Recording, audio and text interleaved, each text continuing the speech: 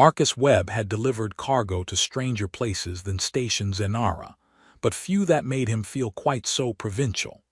The docking bay alone was larger than some planetary settlements he'd visited, all sweeping architecture that curved in ways suggesting the designers had personal grievances against right angles. Ships from across the known galaxy occupied berths in organized chaos, sleek Centauri diplomatic vessels beside bulky Krogan freight haulers, experimental Earth-Mars hybrids near ancient Sarosian cruisers that predated human spaceflight by millennia.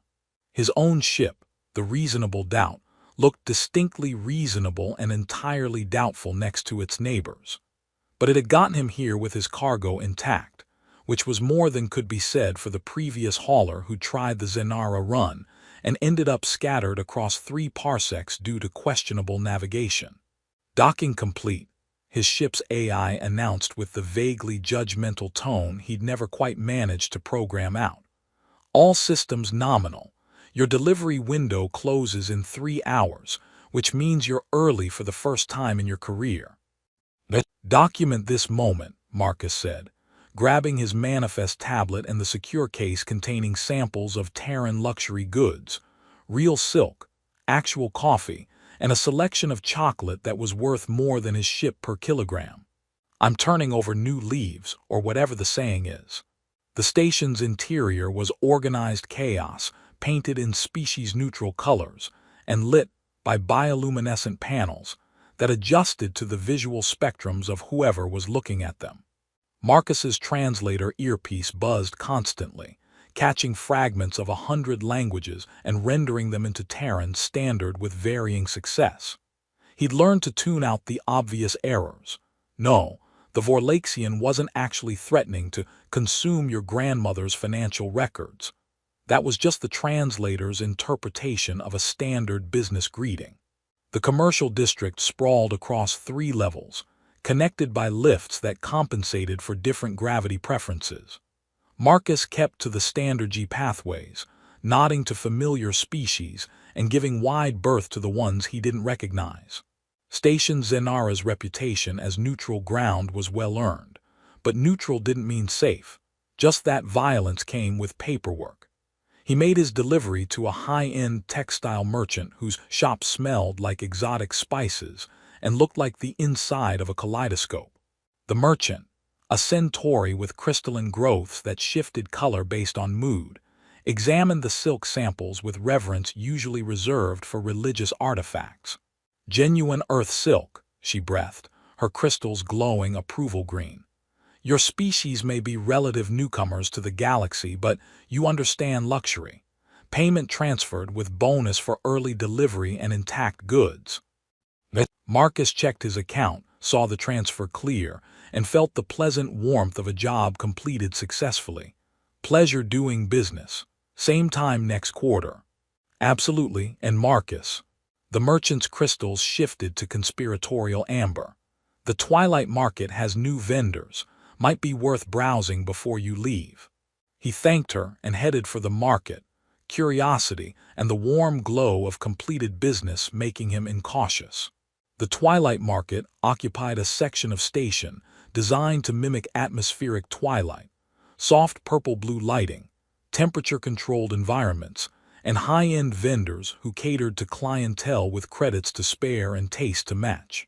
Marcus wasn't shopping for anything specific, just browsing the way traders do when they're cataloging what's available for future reference.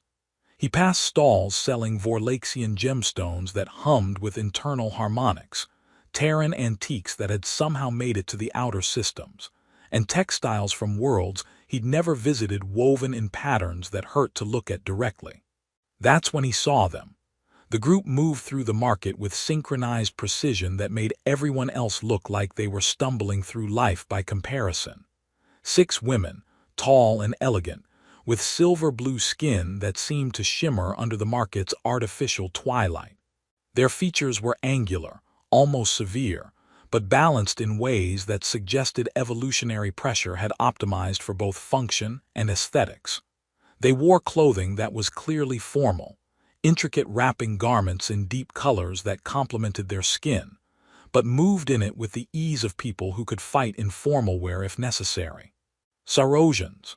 Marcus recognized them from trader databases and cultural briefings, though he'd never seen so many together. The Sarosians were matriarchal, organized in houses that functioned as military units, academic institutions, and political factions simultaneously. They produced the galaxy's most sought-after bodyguards. Their scholars were respected across a dozen fields, and their diplomats had a reputation for negotiating treaties that actually lasted. They were also, objectively, striking in ways that made Marcus's pattern recognition systems light up and his higher reasoning temporarily go offline. He'd been celebrating. One drink at the docking bay bar, nothing excessive, just enough to take the edge off the stress of making a deadline for once in his career. Enough that when his internal monologue said, "Are alien girls always this sexy?" he forgot that his translator was set to broadcast mode instead of receive only. The comment left his mouth in Terran, standard, and emerged from his translator in flawless Sarosian, at a volume that carried across the immediate market area. Every head in the group turned toward him simultaneously, a movement so perfectly synchronized it was clearly trained response. The market sound seemed to dim, or maybe Marcus's hearing had just prioritized the sound of his career possibly ending. 6 pairs of eyes focused on him with the kind of attention usually reserved for target acquisition. Marcus's survival instincts, honed by years of trading in questionable locations, began screaming that he'd made a catastrophic error and should initiate immediate retreat protocols. His mouth, unfortunately, had disconnected from those instincts and was currently trying to form an apology that came out as, "I that translator. The setting was wrong. I mean not wrong, you are, but I didn't mean to."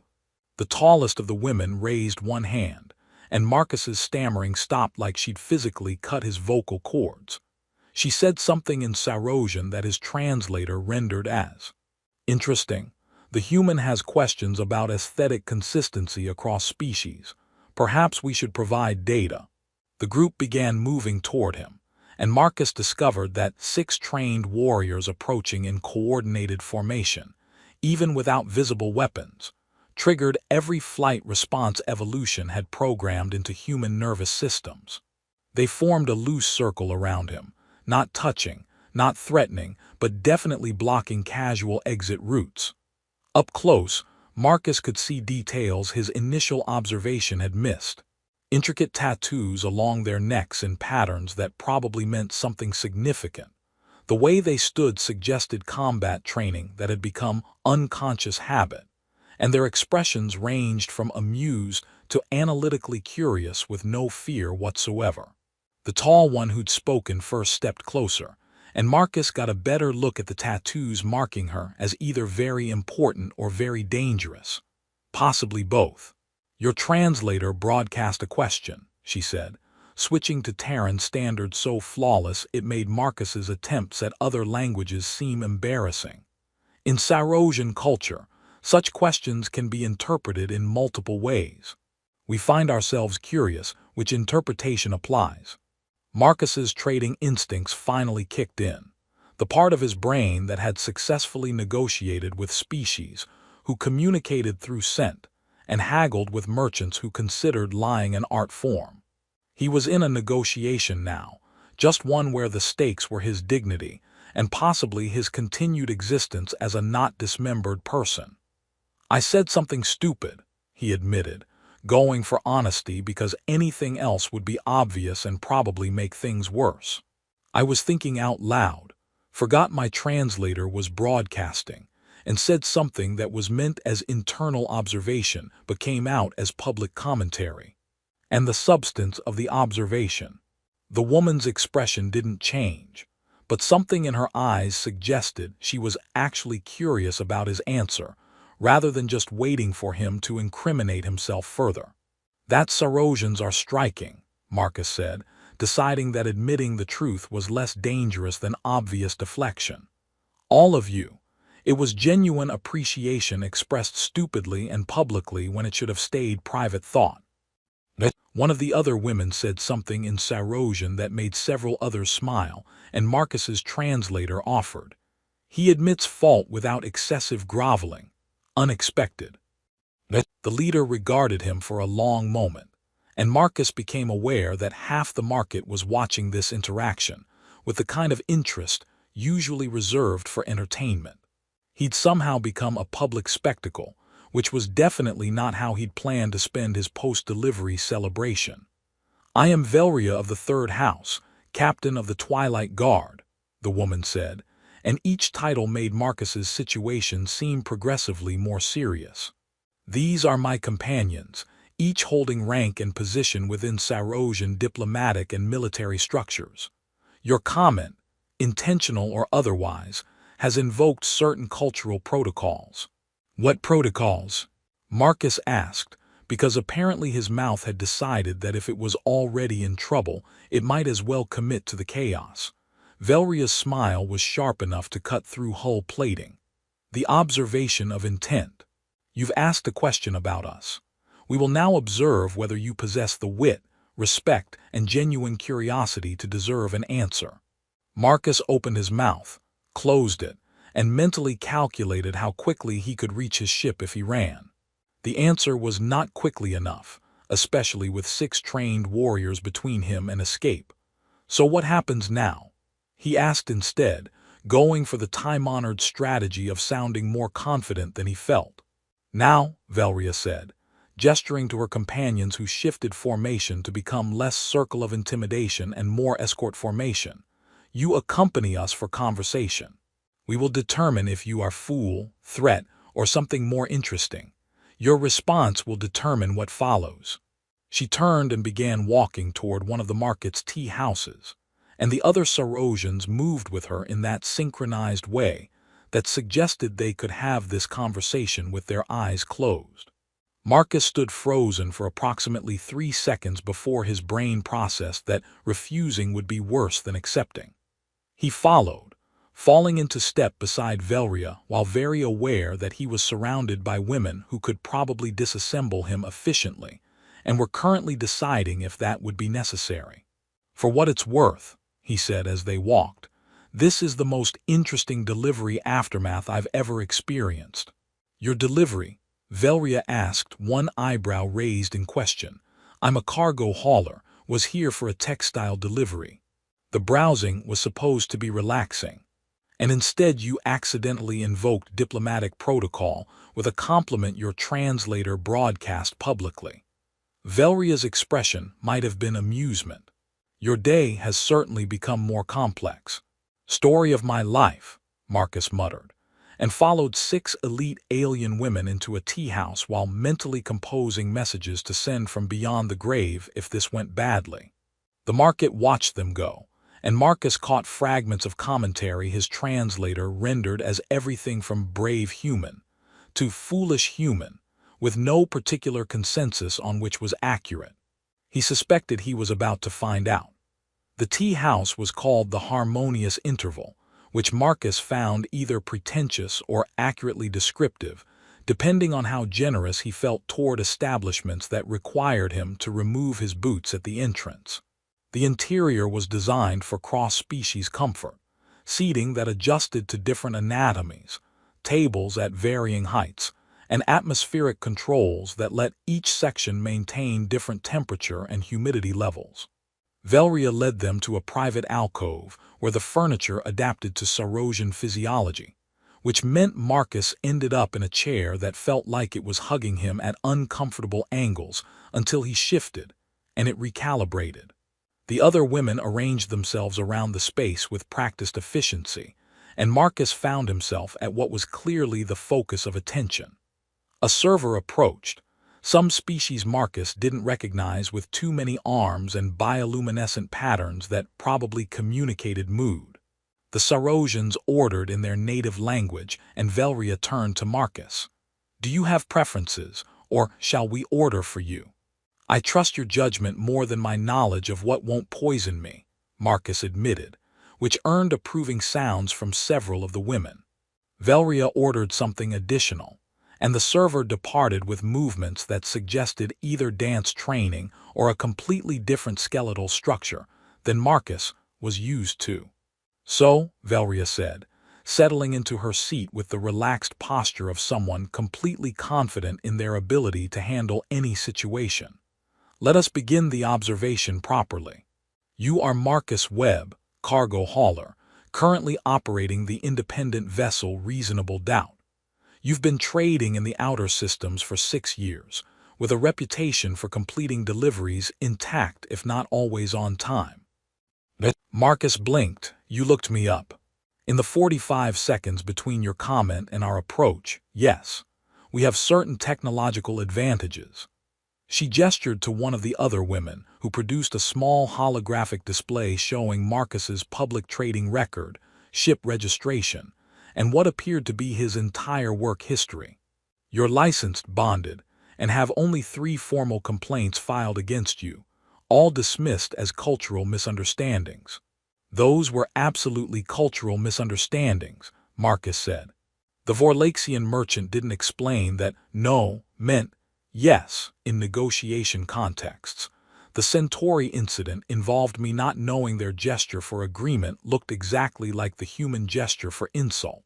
And the third one was just bad luck involving a translation error and someone's mother."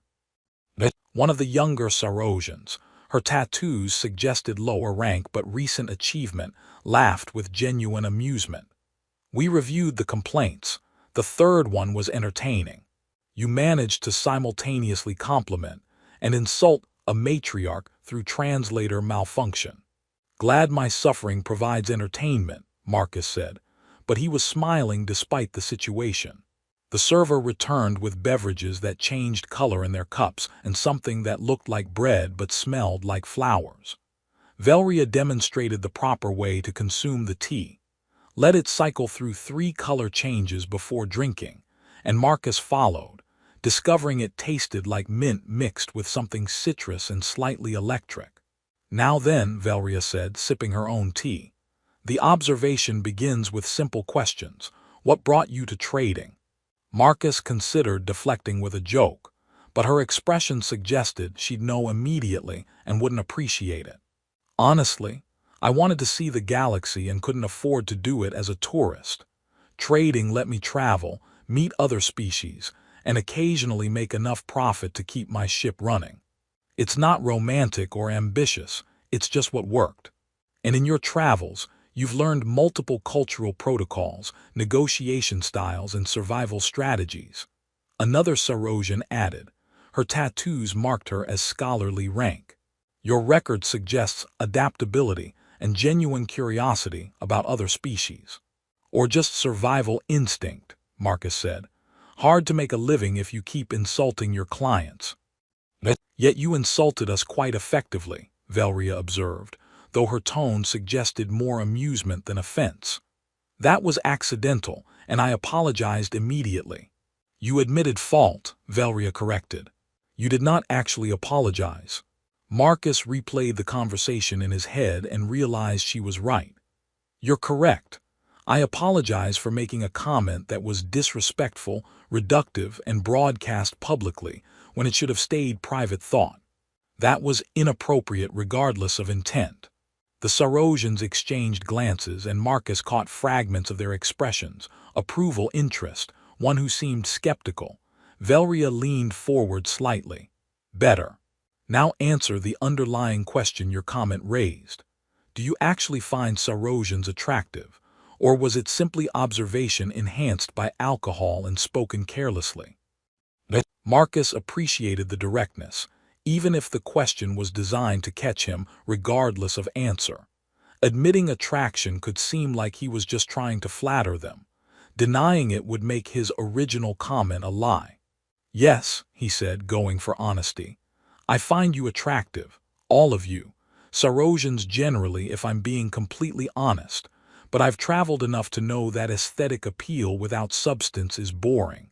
Beautiful people who are uninteresting exist across every species, and they're forgettable. You, all of you, are clearly more than appearance." The young Sarosian who'd laughed earlier spoke up, her standard carrying a musical accent. How do you know we're more than appearance? You've known us for 20 minutes. Your coordination suggests military training. Your tattoos indicate rank and achievement in systems I don't fully understand but can recognize as significant. Captain Velria looked up my entire history in 45 seconds, which means access to resources and technology beyond standard trader networks. And you're conducting what you've called an observation, which suggests cultural complexity and evaluation systems designed to determine worth beyond surface interaction. Marcus paused. Also, anyone who can make me this nervous while drinking tea is impressive in ways that have nothing to do with how they look. That earned actual laughter from several of them, and Velria's expression shifted from analytical to something warmer. You're doing better than the last 3 humans who invoked observation, she said. One groveled excessively, another became defensive and aggressive, the third tried to use wealth as substitute for personality. What happened to them? We dismissed them as unworthy of further time, Velria said simply. The observation is designed to separate those who see us as conquest, decoration, or genuine individuals worth knowing. You're treating this as conversation rather than trial. Is it not a trial? Marcus asked. It's both, but the best trials feel like conversation. Velria gestured to the others. My companions have questions. Answer honestly, and the responses ranged from "you're doomed" to "you're lucky," with no consensus on which was accurate. Marcus suspected he'd find out tomorrow at 900 station time, assuming his heart survived the anticipation. Marcus arrived at the designated coordinates at 8:55 station time, which he considered a professional achievement, given that he'd spent most of the night researching Saurosian culture and discovering that the databases contained significantly less useful information than he'd hoped. Most entries focused on their military prowess, diplomatic achievements, and academic contributions, with only vague mentions of cultural practices that emphasize honor, directness, and evaluation of worth through action rather than declaration. The coordinates led to a section of Zenara he'd never visited, an observation deck overlooking the station's central hub, where ships moved in carefully orchestrated traffic patterns that looked like chaos, but were actually tightly controlled precision. The deck was mostly empty at this hour, just a few early shift workers grabbing stimulants before their duties. The Saurosians were already there, of course. Velria stood at the main viewport, backlit by the glow of passing ships, and the others were arranged in what looked like casual conversation, but was probably tactical positioning. They all turned as Marcus approached, and he had the distinct impression of being evaluated before he'd even opened his mouth. "You're early," Velria observed. "We expected you to arrive exactly on time, based on your trading record." "I'm working on my punctuality," Marcus said, which earned a smile from the young Saurosian whose name he'd learned last night was Lysa. "Secondary observation begins with practical evaluation," Velria announced, gesturing for Marcus to join them at the viewport. "Yesterday was conversation. Today, we see if your adaptability extends beyond talking." "What exactly am I adapting to?" Marcus asked, suddenly wary. "Us," Lysa said cheerfully. "We're attending cultural events this week as part of diplomatic duties. You're coming along as, what was the term we decided on? Cultural liaison and observer," the scholarly Saurosian, whose name was Turin, supplied. "Officially, you'll be documenting human perspective on Saurosian diplomatic protocols. Unofficially, we're determining if you're capable of functioning in contexts where your usual trader skills won't help." Marcus processed this. "You want me to attend diplomatic events with you? We want to see if you can navigate formal situations, interact with species you don't know, and represent yourself adequately when surrounded by people more powerful and better connected than you are." Velria's expression was challenging. "Your trading gives you practical skills. We want to know if you have social and diplomatic capacity beyond commercial negotiation. And if I fail this evaluation?" Then we part ways having had interesting conversation, and you return to your trading route with good story. Velria moved closer, and Marcus noticed she was exactly his height when she wasn't wearing the formal boots from yesterday. But if you succeed, you gain contacts, opportunities, and potentially more interesting futures than hauling cargo on predictable routes. The offer was simultaneously generous and terrifying. Marcus knew enough about galactic politics to understand that access to Saurosian diplomatic circles could transform his business, or get him killed if he misstepped badly enough. "What's the first event?" he asked, because apparently his survival instincts had taken permanent vacation. "Tonight, formal reception for arriving delegations. You'll need appropriate attire, which we've taken liberty of arranging." Turin produced a data chip. "Send your measurements to this address. Clothing will be delivered to your ship by 1600.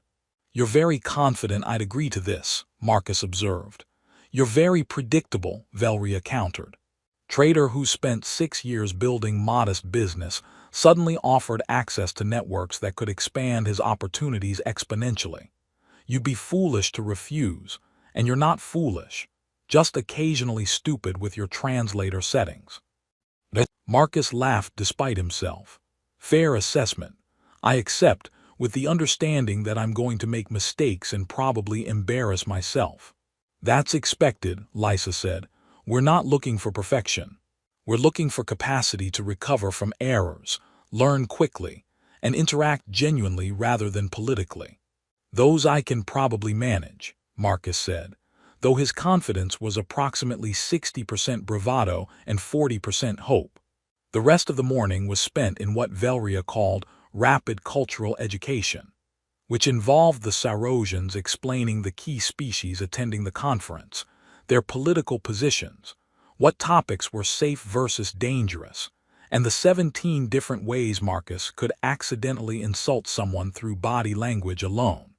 "Vorlaxians consider direct eye contact aggressive," Turin explained, pulling up holographic representations of different species. "Centauri expect physical touch during greeting, but only with specific crystal formations. The Kryn delegation communicates partially through scent, which your species can't detect, so watch their hand gestures instead." Marcus took notes on his tablet, his head spinning with information. "How do you keep track of all this?" "Practice and cultural education from childhood," Velria said. "Saurosian houses train for diplomatic roles from young age. We learn major species protocols before we learn advanced mathematics." "Your education system sounds intense." "It produces competent adults," Velria said with the certainty of someone who'd never questioned the system. "Your human approach of letting children develop naturally produces creativity, but also ignorance of basic interspecies interaction." "Fair criticism," Marcus admitted. "Earth is still figuring out its place in galactic community. We're good at innovation, terrible at protocol." "Which is why you need liaisons," Lysa added, "and why tonight will be interesting. You'll be surrounded by species who have been navigating these waters for centuries, and you're the relative newcomer trying not to drown." "Encouraging imagery," Marcus muttered. The education session continued through lunch, which involved more color-changing tea and food that Marcus was assured was human-safe. And by mid-afternoon, Marcus's brain felt like it had been stuffed with more cultural information than it could possibly retain. "Last piece of advice," Velria said as they prepared to separate for the afternoon. "Tonight, you'll be introduced as our cultural liaison. Some will assume that means you're important. Others will assume you're decoration. Show them you're neither, just competent human trying to learn. And if I genuinely don't know how to handle a situation, ask us," Turin said simply. "Admitting ignorance is better than faking knowledge. We've seen too many diplomats destroy negotiations because they were too proud to admit they didn't understand." Marcus returned to his ship with his head full of protocol, and his inbox full of messages from contacts wanting to know why he was being seen with Saurosian Twilight Guard. Apparently, word traveled fast on Zenara, and trader networks were excellent at gossip.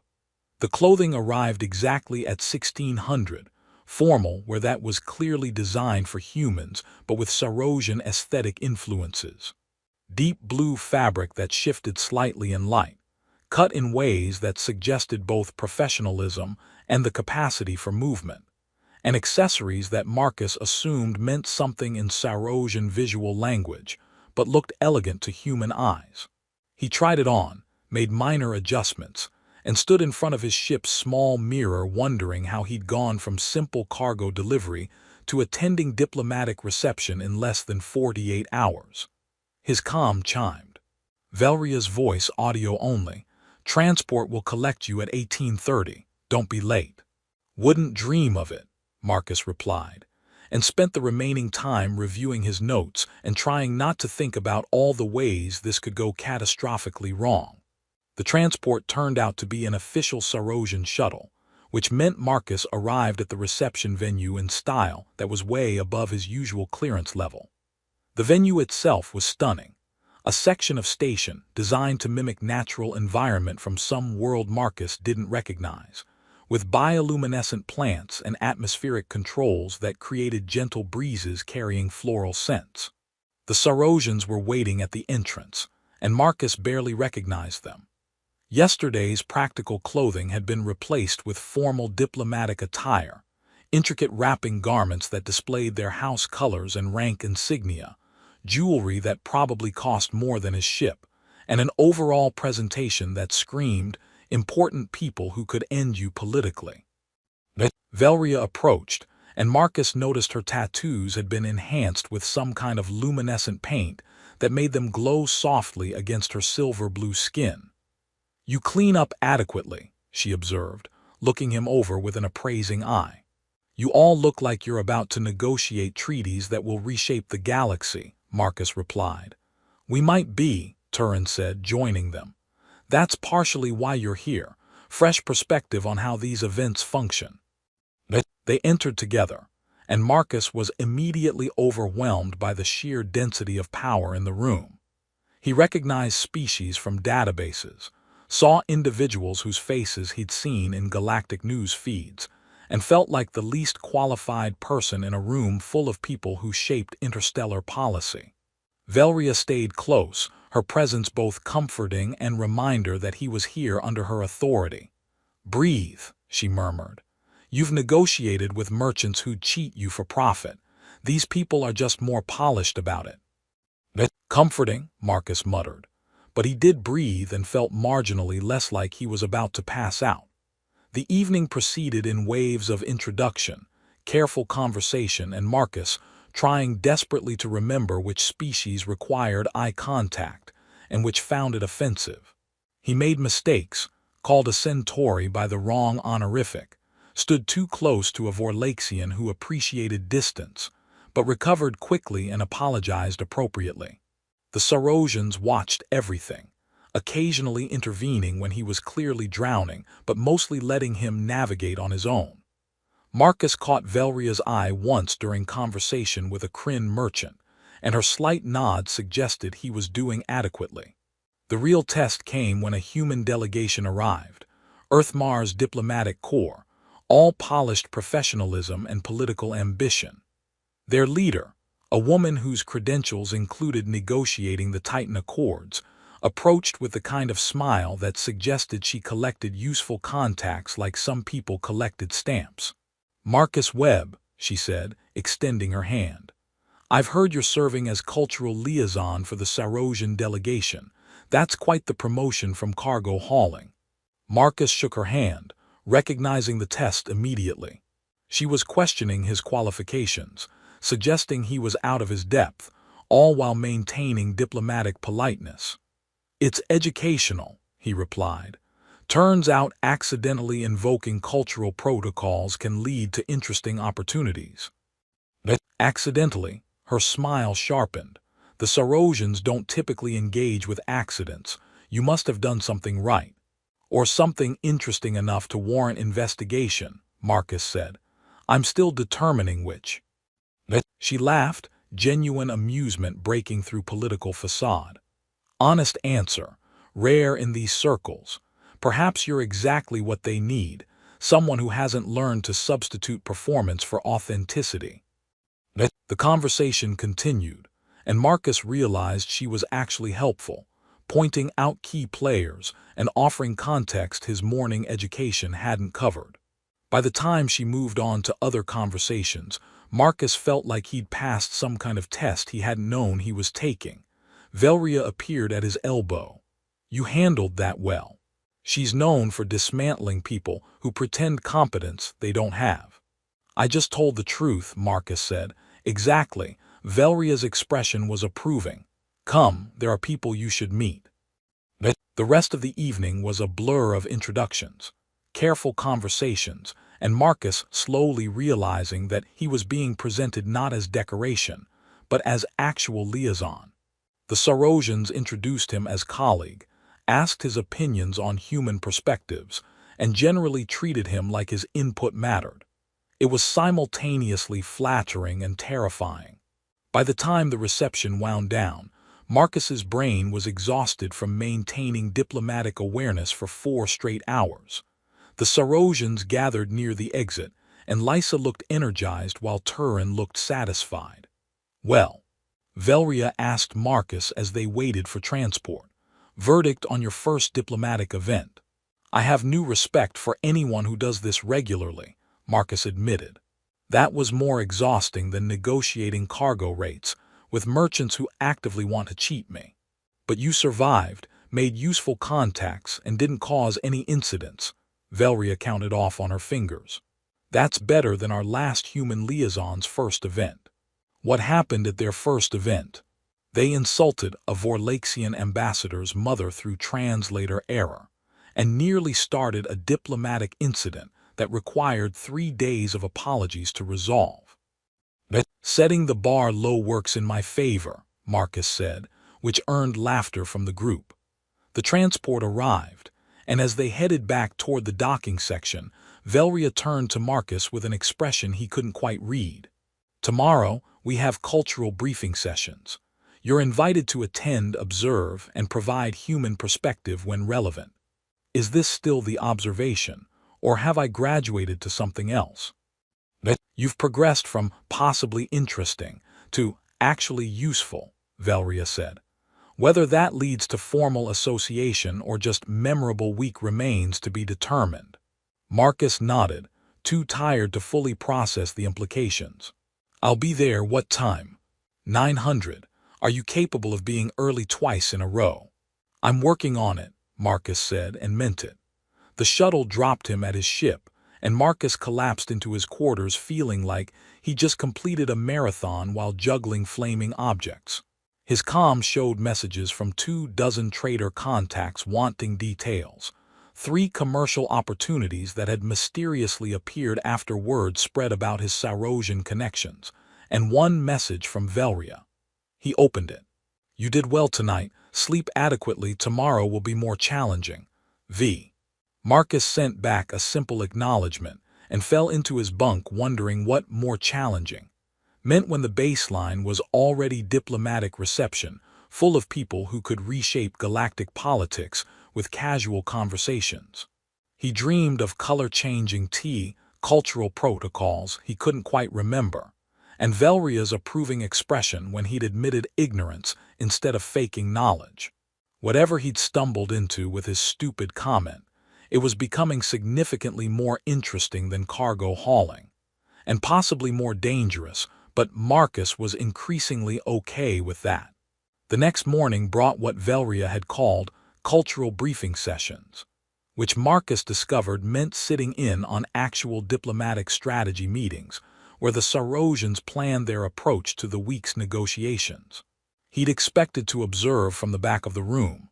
Instead, he was seated at the table with a data pad and a request to provide human perspective when relevant.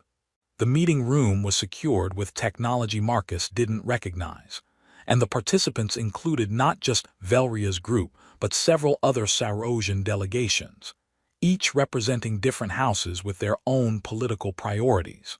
The discussions were complex, multi-layered, and occasionally heated in ways that reminded Marcus that Sarosians valued directness to the point of what humans would consider bluntness.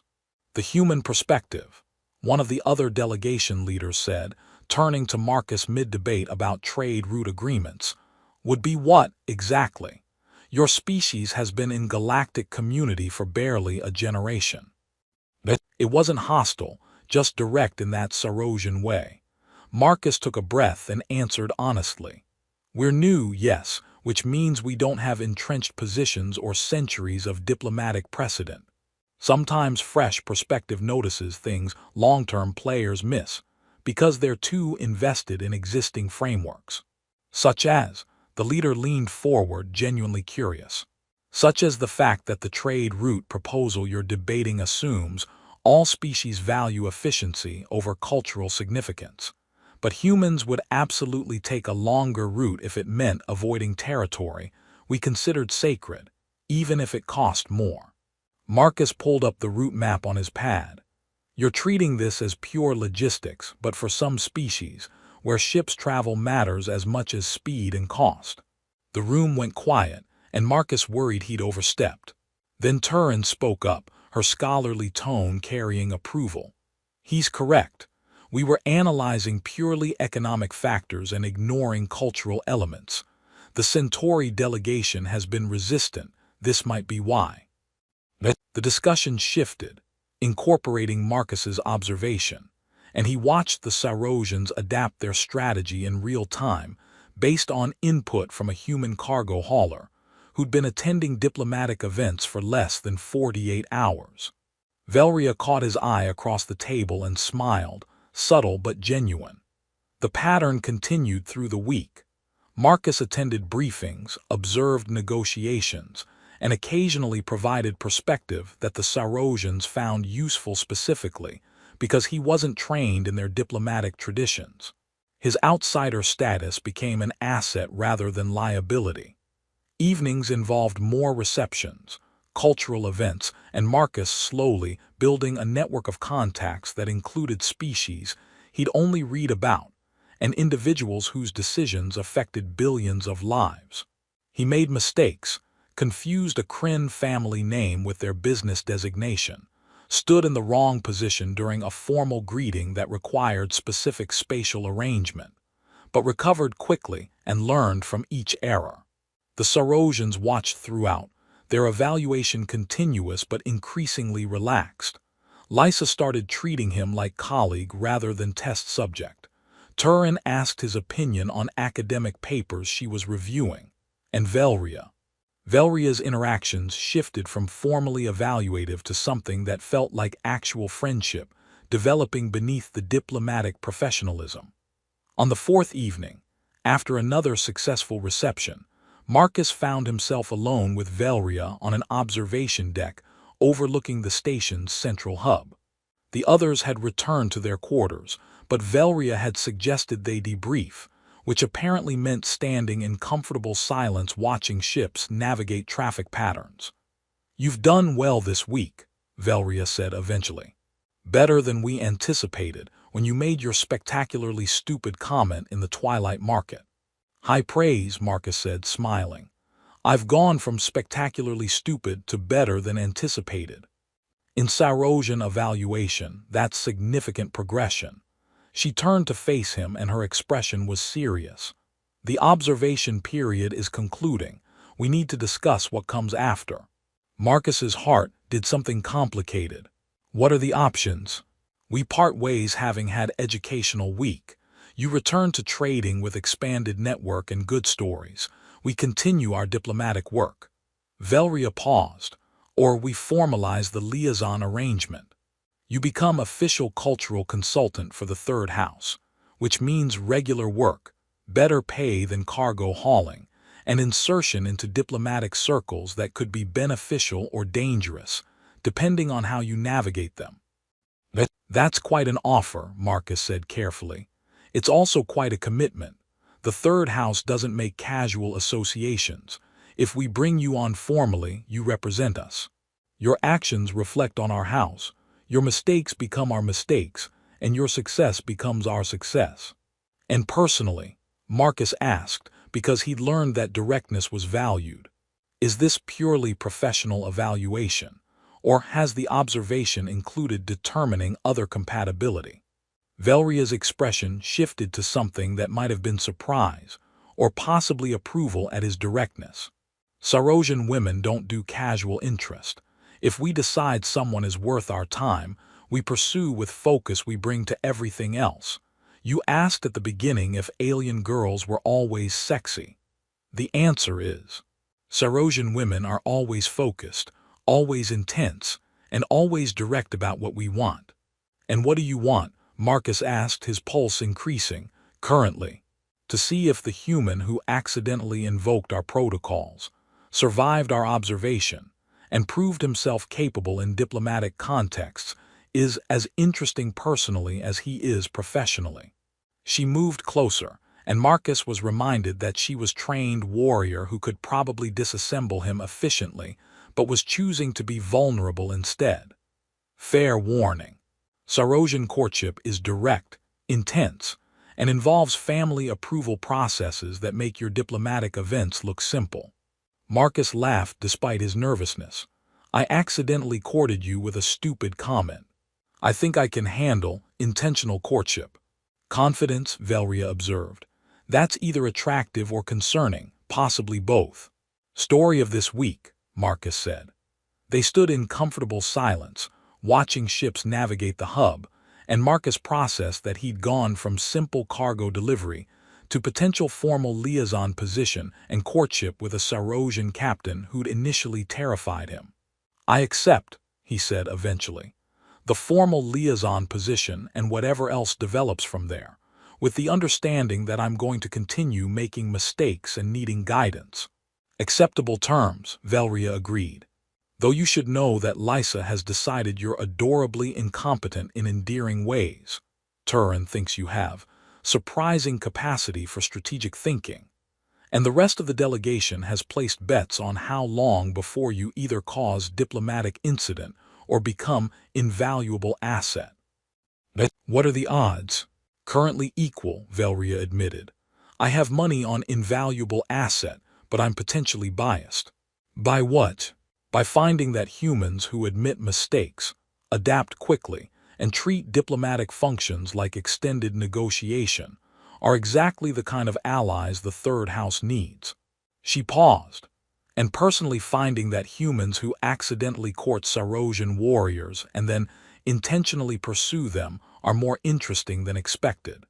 Marcus felt his face heat, which was embarrassing but apparently visible enough that Velria smiled. You blush, that's endearing. You're terrifying, Marcus countered.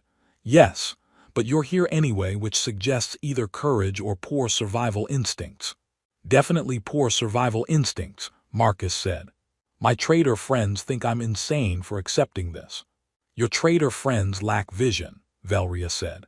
Come, we should inform the others of your decision, and then there are approximately 17 forms required for formal Third House association that need your documentation. 17 forms. Sarosian bureaucracy is extensive. You'll learn to navigate it. She started toward the exit, then looked back. And Marcus, welcome to significantly more complicated future than cargo hauling. Try not to cause diplomatic incidents in your first month.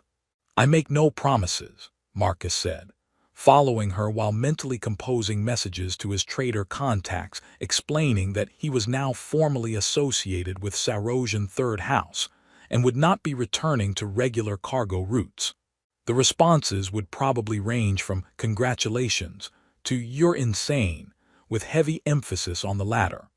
But watching Velria walk ahead of him, her confident stride and the subtle smile she wasn't quite hiding, Marcus decided that accidentally invoking cultural protocols with stupid comments sometimes led to the most interesting places. Assuming he survived the family approval processes, diplomatic learning curve, and whatever other challenges came with courting a warrior diplomat who decided he was worth her focused attention. His translator was permanently set to think before speaking mode. His calendar was full of diplomatic events he was still learning to navigate, and his future had shifted from predictable trading routes to completely uncertain diplomatic waters. But looking at Velria holding the door for him and gesturing him through, with that mix of formality and warmth he was learning to recognize, Marcus thought that uncertainty might be exactly what he'd been missing. The galaxy was significantly more interesting when you stopped playing it safe and started saying yes to opportunities that began with catastrophically stupid comments and ended with warrior diplomats deciding you were worth keeping around. Even if it meant 17 forms, family approval processes, and the constant awareness that he was one mistake away from either diplomatic incident or invaluable asset status. Marcus walked through the door into his significantly more complicated future and decided he was surprisingly okay with all